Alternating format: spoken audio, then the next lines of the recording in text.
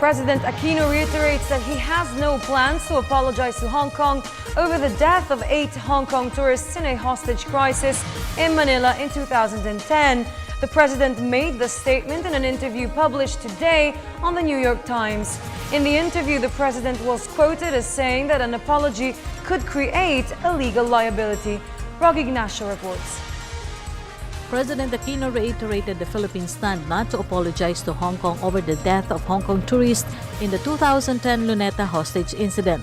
The president made the statement in his interview with the New York Times, saying it could create a legal liability. He also mentioned that China had not paid to the families of Filipinos who died in episodes on the mainland.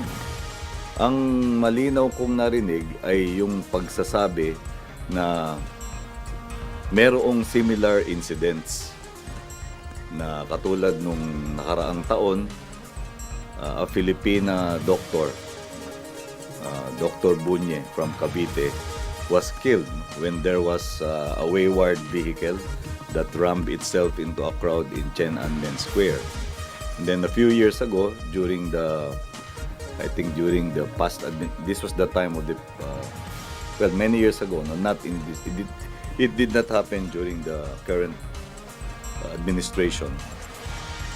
There was a father and a daughter that were killed when a knife-wielding man attacked them also in Tiananmen Square. So these are parallel incidents to the act that was perpetrated by the police officer in the Quirino Grandstand incident. And that was the reply of the president, that there was no apology, no liability that was acknowledged for these episodes.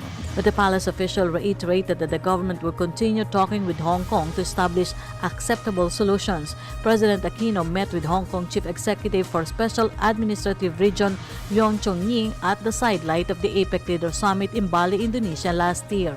Katulad na rin nung kanyang inihayag sa kanyang pakikipagtalakayan kay Hong Kong Chief Executive Leong nung sila ay nagkita sa sidelines nung APEC.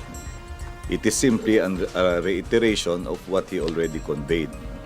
And let us take note that even after he had conveyed that, nakapagpatuloy naman yung usapan ng magkabilang panig para nga mapalapit sa pagkakaroon ng closure on this issue.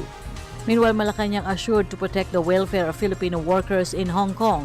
Hong Kong government started to implement the cancellation of visa access for Philippine officials and diplomats. Sa kasalukuyang pagkakataon, yaman din lamang at ito ang petsa na itinakda doon sa pagsasagawa ng restrictions. Ang ating panawagan sa ating mga kababayan na nagtatrabaho sa Hong Kong SAR ay manatiling mahinahon. Ang ating pamahalaan ay handa sa mga posibilidad na maaaring manggaling doon sa mga inaambang aksyon at patuloy na naninindigan ng ating pamahalaan na gagawin ang lahat ng nararapat upang pangalagaan ang kapakanan ng mga Pilipino sa Hong Kong SAR. At present, more than 100,000 Filipinos are reportedly working in Hong Kong. For the People's Television, Rocky Ignacio.